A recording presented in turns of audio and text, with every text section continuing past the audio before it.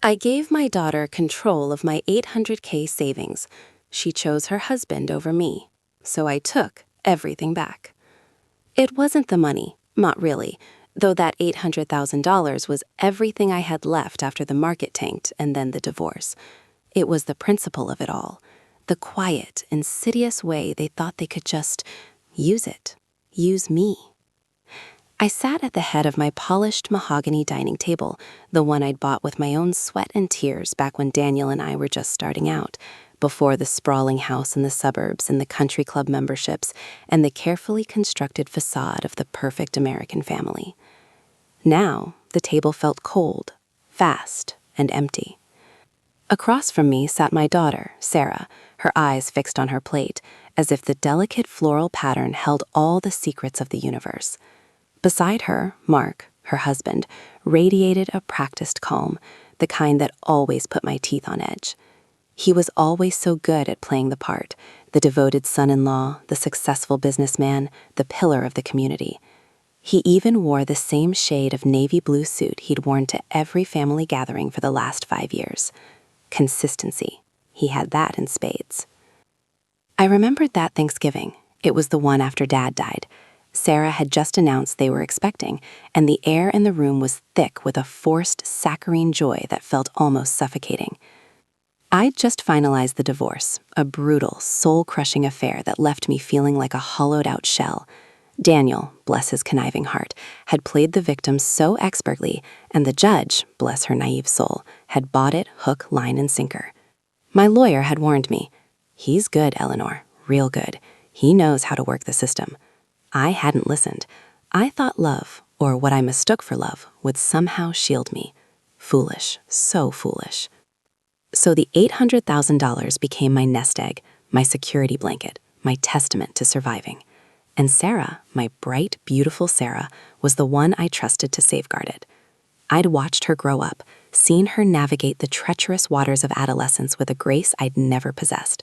She was smart, compassionate, and she had my blood running through her veins, a different, purer strain than Mark's ambitious, calculating kind. I'd transferred the funds to a joint account a year ago, on her 30th birthday. It felt like a passing of the torch, a gesture of absolute trust. "This is for you, sweetheart," I'd said, my voice thick with emotion, handing her the new debit card. "Whatever you need, whenever you need it. Just promise me you'll be smart with it." She'd cried, genuine tears, and hugged me so tightly I thought my ribs might crack. "Oh, Mom," she'd whispered, her voice muffled against my shoulder. "I promise I'll always take care of you. You know that." And I did. I truly believed it. The first inkling that something was amiss was subtle, a tiny crack in the polished veneer of our family life. It was a Tuesday afternoon. I'd called Sarah to ask if she wanted to grab lunch, a ritual we'd kept up since she was in college. She'd hesitated, a fractional pause that felt like an eternity. "Oh, Mom," she'd said, her voice a little too bright, a little too casual. "Mark and I were planning on going over some financial projections for his business. You know how busy he gets." Financial projections for Mark's latest venture, a startup that promised to revolutionize the way people ordered artisanal dog biscuits online. I'd bitten my tongue.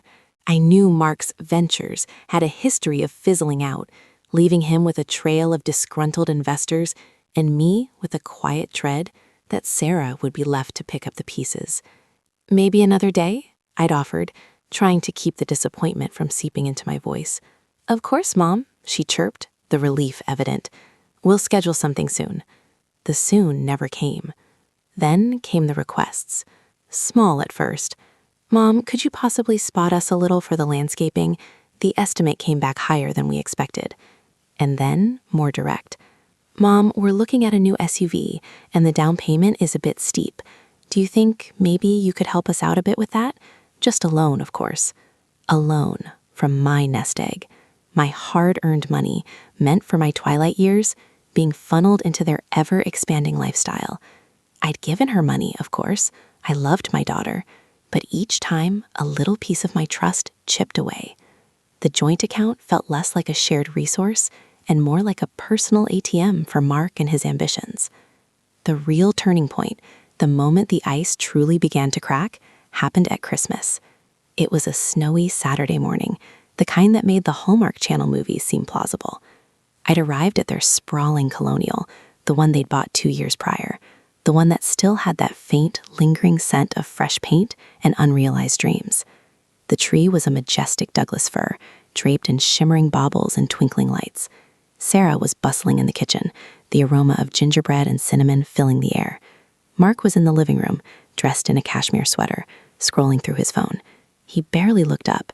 "Hey, Mom," he'd said, a perfunctory nod. I'd felt a familiar pang of irritation. He always seemed so detached, so absorbed in his own world. I'd gone to the kitchen, where Sarah greeted me with a warm smile and a smudge of flour on her cheek. "Mom, you're here.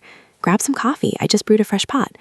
We chatted about this and that, the usual pleasantries, but I could sense an undercurrent of something off. Later, after the presents had been exchanged and the turkey carved, Mark announced they had a surprise.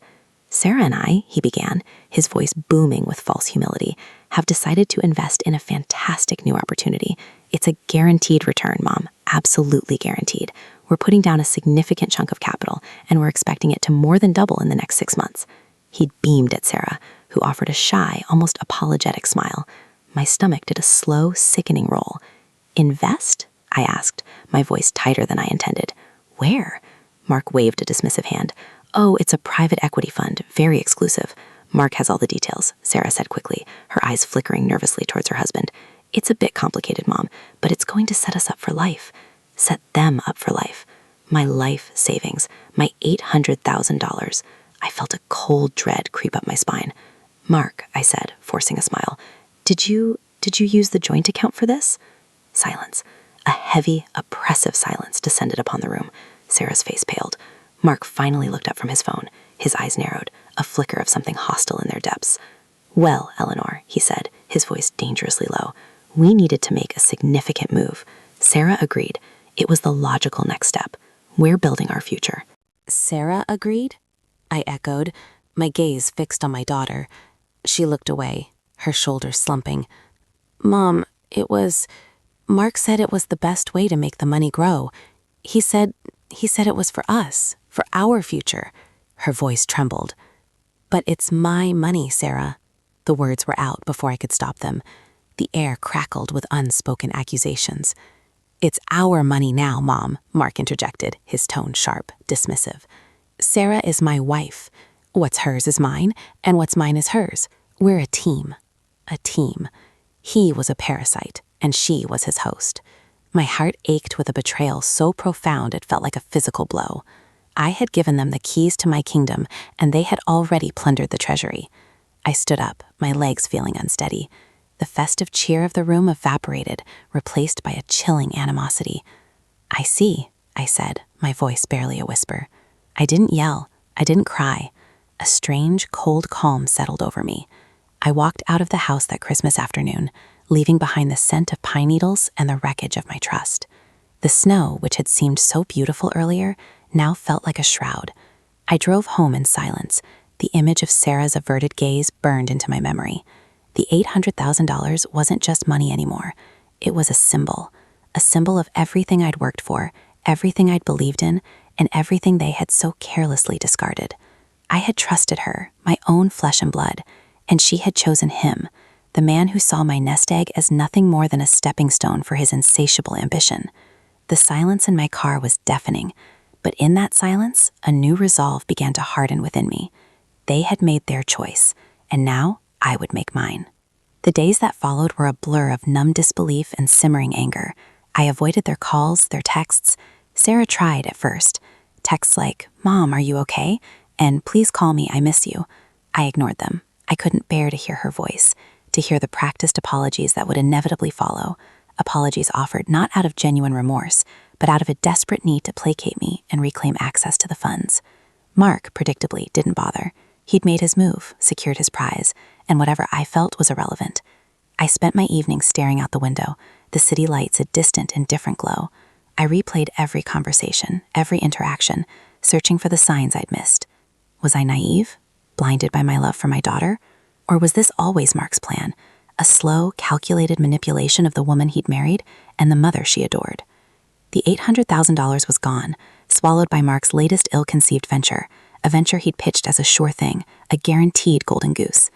I imagined him sitting across from some slick investor Leo, my former financial advisor, the one I'd been so foolish to let go of after the divorce. Leo had warned me about Mark, about his charisma and his tendency to overpromise and underdeliver. "He's got that golden boy charm, Eleanor," Leo had said, his brow furrowed with concern. "But beneath it, there's a hunger there, a real hunger. Be careful." I dismissed Leo, clinging to the belief that Sarah would keep Mark grounded, that her good sense would prevail. Now, Leo's words echoed in my mind like a chilling prophecy. I'd called Leo, hesitantly at first, my pride a fragile barrier against my desperation. "Leo," I said, my voice rough. "It's Eleanor. I need your help." He hadn't hesitated. "Eleanor," he'd said, his voice warm with familiar concern. "I've been worried about you. What's happened?" I'd poured it all out, the betrayal, the blind trust, the vanished savings. Leo listened patiently, his responses measured, professional. He didn't judge. He simply offered solutions. "This is a complex situation, Eleanor," he'd explained, his fingers tapping thoughtfully on his desk, "but not insurmountable. Mark leveraged your money, didn't he? He put it into a private equity fund. Do you know the name of the fund?" I hadn't. Sarah had been deliberately vague. "He said it was exclusive," I choked out. Leo sighed. "Of course he did. That's his playbook. He thrives on secrecy. But these things leave a paper trail. Every transaction, every investment, it's all documented. We just need to find it."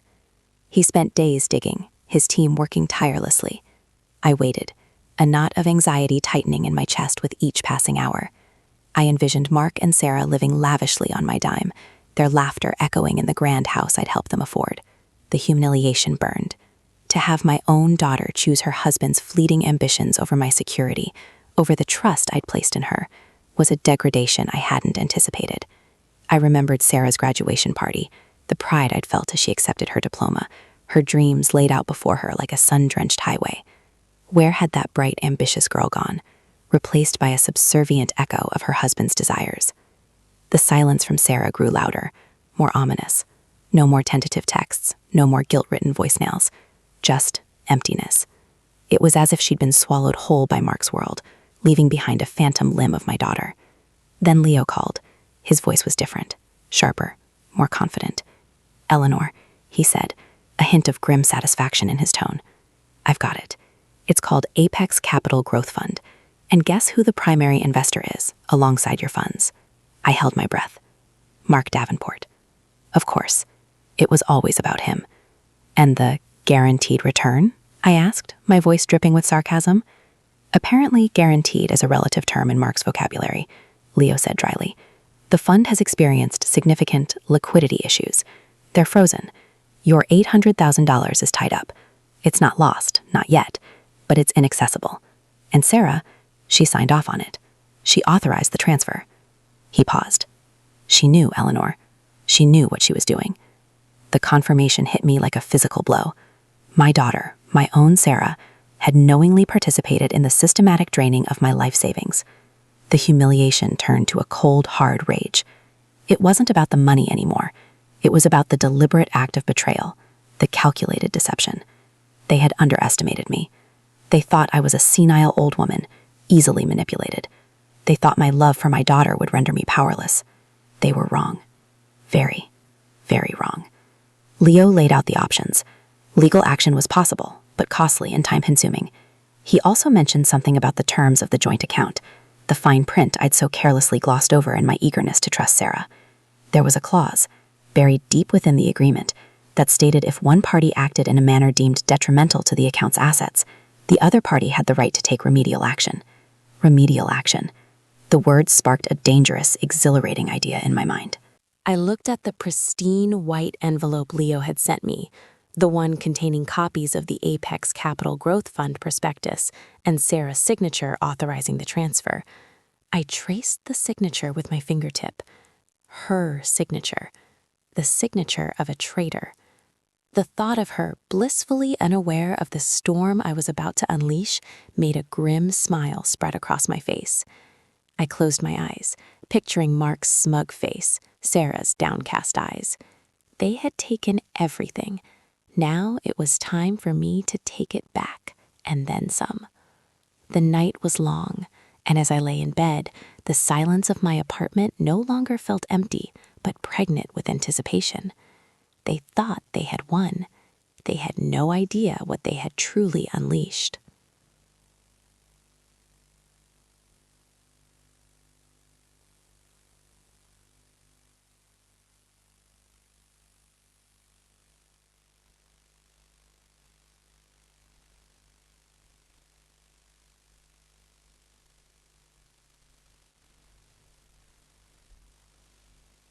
My daughter had violated that trust, not just as a daughter, but as a co-owner of my lifeline. And that violation, that reckless disregard, had given me a weapon. The thought of wielding it sent a jolt of adrenaline through me. It wasn't just about getting my money back. It was about making them understand the gravity of what they had done. It was about stripping away Mark's smug arrogance and forcing Sarah to confront the consequences of her choices. I pictured their spacious home, the manicured lawns, the ostentatious displays of wealth Mark had always craved. Soon, that facade would crumble. Leo guided me through the necessary legal steps. It involved notarized statements, formal letters of demand, and eventually, if they resisted, a court order. It felt almost too easy, too clinical for the emotional gut punch they had inflicted. But there was a brutal elegance to it. They had used finance as their weapon. I would use the law, the very system Mark so often exploited, against him. My first real move was settle. I contacted my old bank, the one that held the original joint account. I requested a full, itemized transaction history dating back to its inception. The bank, accustomed to my quiet, consistent financial presence over the years, complied readily. Hours were spent poring over the statements. It was a tedious, meticulous process, a stark contrast to the fast-paced, high-stakes world Mark inhabited. But as I cross-referenced dates and amounts, a new layer of their deceit began to reveal itself. It wasn't just the Apex investment. There were smaller, recurring transfers to various shell companies, subtle siphoning of funds that had been happening for months, long before the Apex debacle. Mark's business ventures, I realized with a sickening lurch, were not just speculative. They were a perpetual drain, fueled by a constant need for capital injections. And Sarah, in her quiet complicity, had been an active participant in this ongoing plunder. The $800,000 wasn't the first of my money they had dipped into. It was merely the most significant, the one that finally broke the camel's back. This discovery changed everything. It shifted the narrative from a single act of reckless investment to a sustained pattern of financial exploitation. It amplified the betrayal, deepening the chasm between Eleanor, the trusting mother, and Eleanor, the wronged woman. I felt a strange, grim satisfaction in uncovering this hidden truth. It was like finding a secret compartment in a house you thought you knew, revealing a hidden history of deceit. I called Leo again, my voice colder now, infused with a newfound determination. "Leo," I began, "I've been going over the old statements. It's worse than we thought. There are smaller transfers, consistent ones, to other entities. Mark hasn't just dipped into my savings. He's been systematically bleeding them for a while." Leo listened, his silence heavy. "I suspected as much," he finally said. "Mark's modus operandi. He's always looking for quick infusions. But to have it documented like this, it strengthens your case significantly. It shows intent. It shows a pattern of behavior designed to defraud." "So the clause in the joint account agreement," I pressed, "does it cover this too, the ongoing withdrawals?" "Absolutely," Leo confirmed. "The principle remains the same. Sarah's authorization of these transfers, especially without your explicit consent and knowledge, constitutes a breach. We can pursue the full amount withdrawn, not just the Apex investment." A wave of cold fury washed over me. They had planned this. Mark had planned this, and Sarah had willingly gone along. The thought of her, sitting beside him, watching as he orchestrated the slow dismantling of my financial security, was unbearable. The next few days were a whirlwind of legal preparations. I worked closely with Leo, providing him with every piece of documentation, every shred of evidence. The initial legal letter demanding the return of funds was sent to Sarah and Mark's address. I didn't expect them to respond amicably, but I wanted them to feel the weight of my legal action, to see that I wasn't going to fade away quietly. I imagined them receiving it, Mark likely scoffing, Sarah perhaps panicking.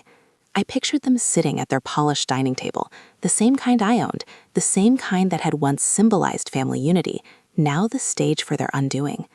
I wondered if they'd even bother to read the fine print, or if Mark would simply dismiss it as a nuisance. Their silence was their first mistake. A week passed, then another.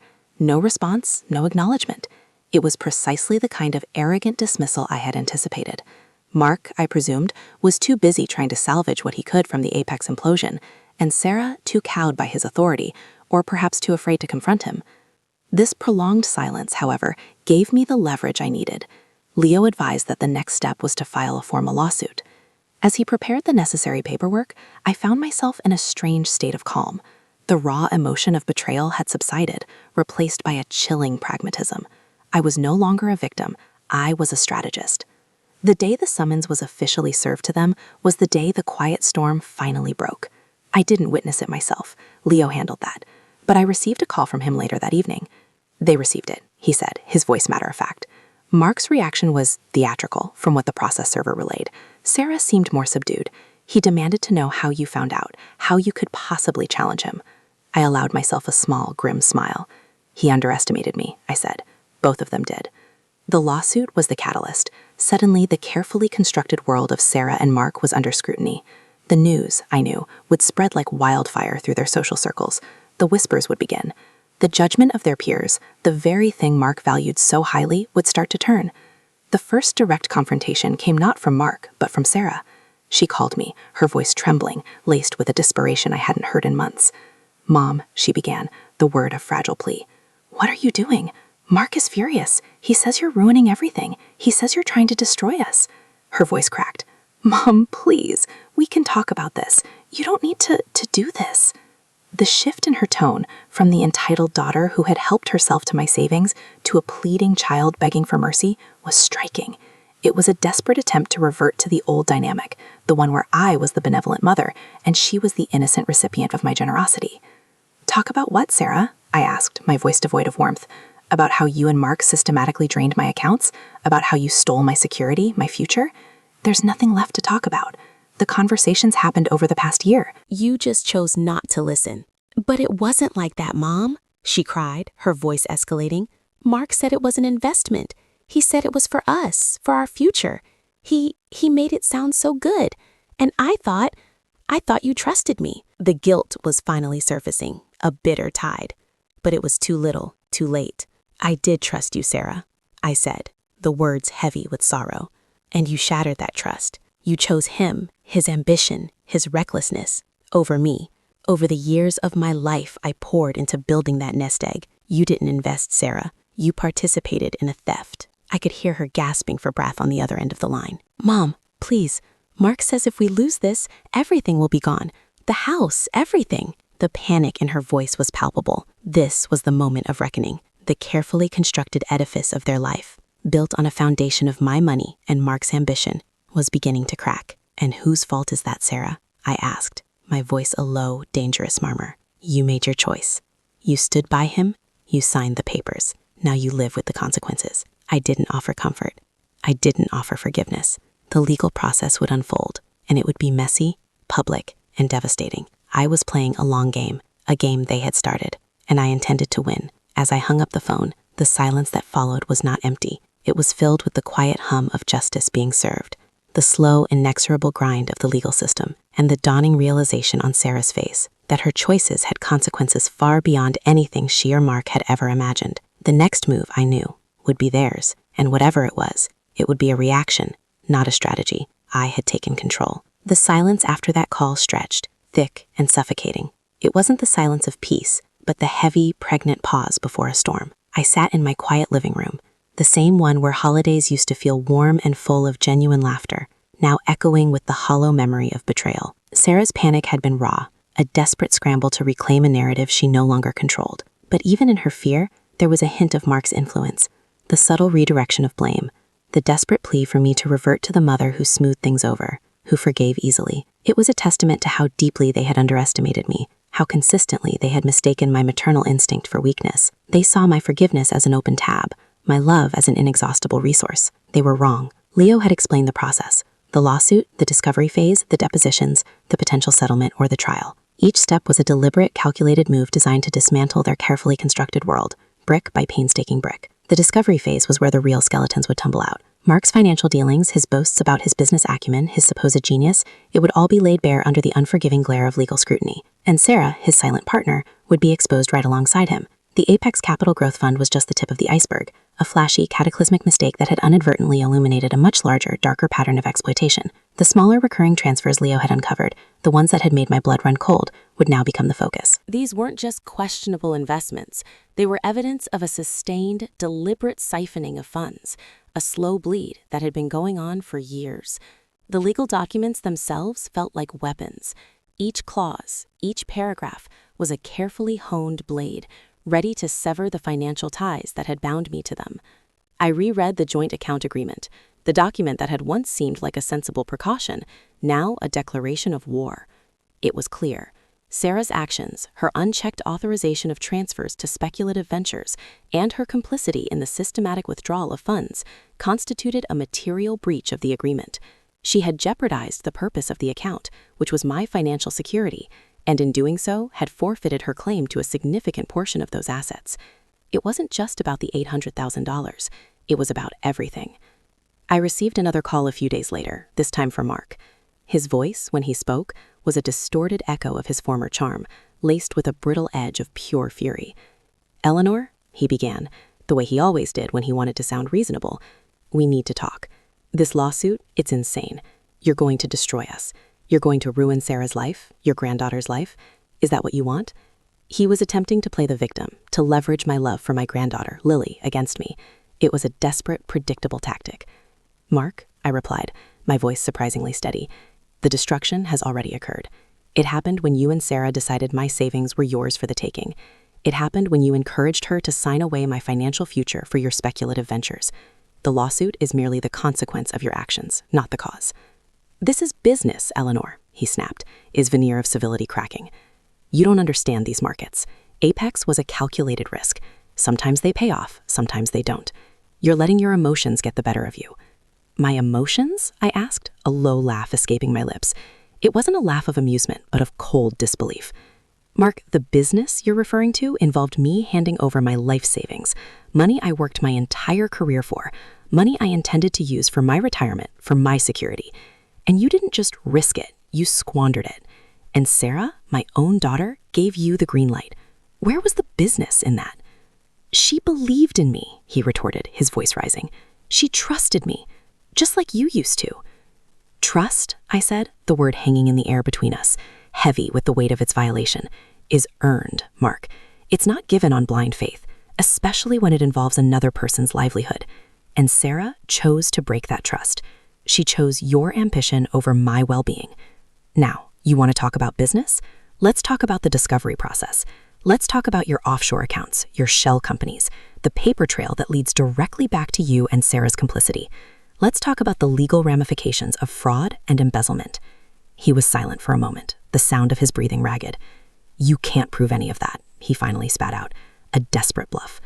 "Leo can, Mark," I stated, my voice firm and unwavering, "and he will. He's already been digging. The bank records are a treasure trove. You weren't as careful as you thought you were." The fear, raw and unadulterated, finally seeped into his tone. "What do you want, Eleanor? Just name it. Money? Whatever it is, we can work it out. Just stop this, please." This was it. The moment I had been waiting for. The moment he finally acknowledged his desperation. But it wasn't about the money anymore. Not entirely. It was about accountability. It was about reclaiming my power. "I don't want money, Mark," I said, my voice dropping to a whisper that carried more weight than any shout. "I want you to understand what you've done. I want you to face the consequences of your actions. And I want Sarah to see the wreckage she helped create." The lawsuit was filed. The wheels of justice, slow and deliberate, began to turn. The initial response for Mark and Sarah was a flurry of legal maneuvering, their lawyers attempting to push back, to delay, to confuse. But Leo was a seasoned professional. He anticipated their moves, countered their tactics with precision, and consistently presented the facts, unvarnished and irrefutable. The documents were damning, the audit trail of smaller, systematic withdrawals from my accounts, stretching back over 2 years, painted a clear picture of premeditated financial exploitation. It wasn't just a single impulsive act of bad investment, it was a sustained campaign. Sarah's signature was on many of those authorization forms, her enthusiastic endorsements of Mark's brilliant opportunities, now twisted into evidence of her willing participation in a fraud. The Apex Capital Growth Fund itself imploded spectacularly. news of the SEC investigation and subsequent collapse hit the financial markets like a tidal wave. Mark, who had been so adept at projecting an image of success and financial savvy, was now facing accusations of fraud and mismanagement. His reputation, his social standing, the very things he had built his life around were in tatters. The whispers started, as I knew they would, growing louder and more damning with each passing day. Their friends, the same people who had envied their lifestyle, now turned their backs, wary of any association with the unfolding scandal. The pressure on Sarah became immense. She was no longer the wife of a successful businessman. She was the accomplice in a high-profile financial crime. Her calls to me became more frequent, more frantic. She would weep, beg, accuse, then beg again. "Mom, he says he's going to lose everything," she'd sob. "He says they're going to take the house.